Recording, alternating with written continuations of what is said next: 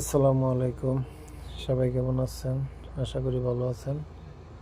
আলহামদুলিল্লাহ আমরা ভালো আছি আপনাদের দোয়ায়। আজকে আমরা একটু বাইরে বেরোলাম ঘুরতে, দেখা যাক। তবে বাইরে বাইরে শান্তি নাই, বেশি রৌদ্র, প্রচুর রোদ, প্রচুর গরম। তবে একটু আগে আগে বাইরে বলেছি, আর জামুই খুঁজে যাওয়ার মতন তেমন আশপাশে জায়গা নাই।